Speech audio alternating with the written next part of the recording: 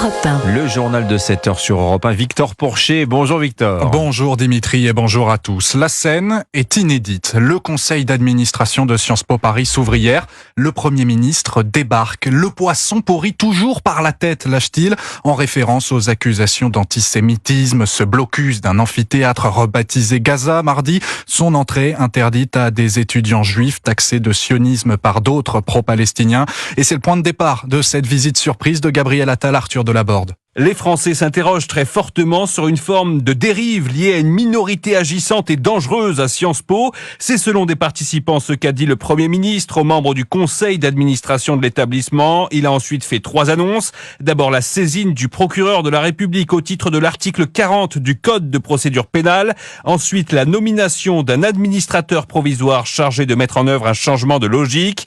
Et enfin l'ajout du respect des valeurs de la République et de la liberté d'expression dans le contrat d'objectif de la future direction de Sciences Po. Cette visite surprise montre l'importance du sujet pour l'exécutif. Emmanuel Macron l'a d'ailleurs évoqué hier matin au début du Conseil des ministres. C'est intolérable. Le séparatisme n'a nullement sa place dans la République. Les propos antisémites prononcés à l'endroit d'une jeune femme juive sont inacceptables, a lancé le président aux membres du gouvernement. Arthur Delaborde pour Europe 1 et Gabriel Attal par ailleurs attendu dans un collège de Chartres cet après-midi après ses déclarations sur la laïcité à l'école, je cite, plus que jamais menacée, sur la création aussi annoncée de cellules de soutien pédagogique pour les professeurs qui subissent des résistances, dit le Premier ministre lors de leurs enseignements. C'est l'information de la nuit, un nouveau mort lié à un refus d'obtempérer, ça s'est passé hier soir. À Aubervilliers, au nord de Paris, la victime, un jeune homme à scooter percuté par un véhicule de police lors d'une course-poursuite. On en sait plus, Jean-Baptiste Marty.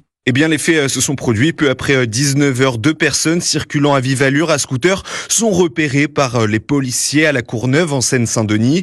Le conducteur du 2 roues refuse de s'arrêter, s'engage alors une course-poursuite de plusieurs minutes jusqu'à cette collision avec une voiture de la BAC anticriminalité à Aubervilliers. Un choc frontal qui propulse le scooter contre un camion. Un des 2 fuyards est grièvement blessé. Pris en charge par les pompiers, il décède finalement à l'hôpital aux environs de 22h. Le deuxième individu est quant à lui légèrement blessé. Il est actuellement en garde à vue. Selon les informations d'Europe 1, un des policiers présents dans la voiture de la BAC est blessé à la main. Alors après ce drame, le parquet de Bobigny annonce l'ouverture de 2 enquêtes. La première est confiée à la police des polices. La seconde est entre les mains du service de traitement judiciaire des accidents de la préfecture de police pour déterminer les causes de l'accident. Les précisions de Jean-Baptiste Marty pour Europe 1. Vos données personnelles, certaines d'entre elles en tout cas, sont probablement ce matin entre les mains de hackers. France Travail piraté. 43 millions d'usagers touchés, probablement vous. Leur nom, numéro de sécurité sociale, leur adresse mail, leur numéro de téléphone sont aux mains des voleurs. Et il a fallu de longs jours pour que l'ex-Pôle emploi s'en rende compte. Antonin Hilly pointe des manquements des services de l'État. Il est expert en cybersécurité. Ils n'ont pas fait le nécessaire pour protéger la donnée, ne pas mettre au même endroit un nom et un numéro de sécurité sociale. C'est une évidence quand je le dis, ça l'est beaucoup moins dans les faits. Quand on a dans une banque de données un nom, un prénom, un numéro de sécurité sociale, une adresse postale, on peut faire énormément de choses. Dans le dark web, un numéro de sécurité sociale vaut beaucoup plus cher qu'un numéro de carte bancaire. Les propos recueillis par Baptiste Morin, et si vous êtes concerné, France Travail doit vous contacter dans les prochains jours. Je vous signale également que le ministre des Comptes publics, Thomas Cazenave, confirme un record des redressements sur le travail au noir. Plus d'1,1 milliard d'euros en 2023, mais seuls 80 millions d'euros ont réellement été recouvrés. Vous écoutez Europe 1 matin, il est 7h05. Il a tué sa femme pour partir avec une maîtresse qui n'existait pas. C'est l'histoire tragique et à peine croyable qui s'est déroulée dans le Pas-de-Calais. Mise en examen et placement en détention attendu pour cet homme qui a reconnu les faits. Lionel Gougelot, tombé sous le charme d'une femme sur Internet avant son acte terrible, mais derrière l'écran, c'était un escroc. Il a suffi d'une rencontre sur Facebook, une idylle amoureuse virtuelle pour que Nicolas fasse voler en éclats le couple idéal qu'il formait avec Alicia.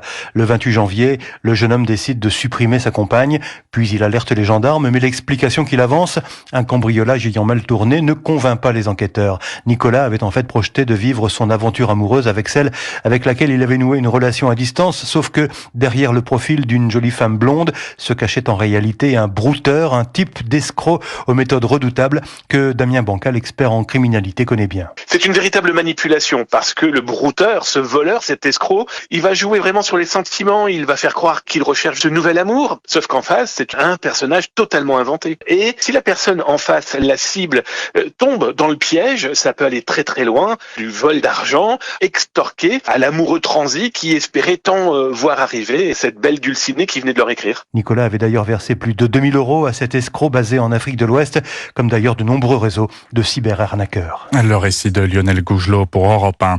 Dans l'actualité également, l'Afrique de l'Ouest, les Canaries espagnols pour rejoindre l'Europe. C'est le trajet migratoire privilégié désormais, plus 541% en 2023 avec 12 000 passages de migrants quand la route via la Méditerranée est en baisse de 70%. Les chiffres publiés hier dans un rapport par Frontex, l'agence européenne des gardes-frontières et des gardes-côtes. Aux États-Unis maintenant, un rapport étrille la sécurité du constructeur aéronautique Boeing. Un rapport qui fait suite aux audits ordonnés après cet incident spectaculaire. Rappelez-vous ce 737 MAX d'Alaska Airlines qui avait perdu une porte en plein vol.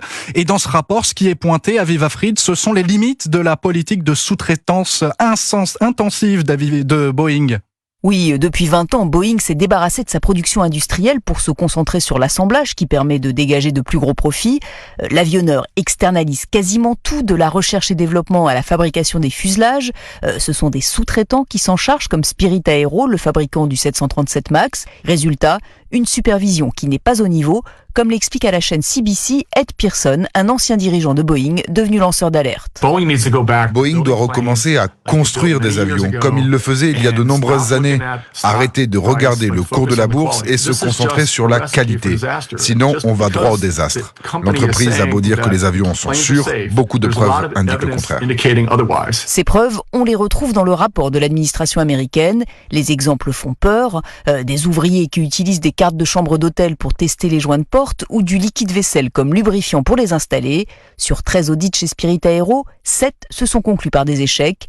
Un coup dur pour Boeing, qui a déjà enregistré plusieurs annulations de commandes. La correspondante d'Europe 1 aux États-Unis, Aviva Fried. Et le football, Paris qualifié pour les demi-finales de la Coupe de France. Victoire contre Nice, 3-1 hier soir. Demi-finale, ce sera contre Rennes et forcément, le coach parisien Luis Enrique est satisfait. Nous avons joué les 35 premières minutes du match d'une superbe manière, vraiment, d'un très haut niveau contre l'un des meilleurs adversaires en France, une équipe qui presse bien, qui défend merveilleusement bien. Nous avons fait un match très complet. Nous sommes sur le bon chemin, on continue à progresser. Et ce soir, il y a de la Ligue des Champions. Il y a de la Ligue Europa, la deuxième Coupe d'Europe. Match retour des 8e de finale pour Marseille contre Villarreal. Il y avait de la Ligue des Champions hier soir, par contre, et c'est passé au tir au but pour l'Atlético Madrid contre l'Inter Milan et pour Dortmund qui élimine le PSV Eindhoven. Oui, j'ai bien vu que vous preniez vos rêves pour des réalités. Marseille en Ligue des Champions. Peut-être la saison prochaine, qui sait, Victor? On ne sait pas. Vous l'espérez. Bon, merci en tout cas, Victor Porcher. C'était votre journal. Il est 7h09 sur Europe 1. À suivre l'édito éco. Près d'un cas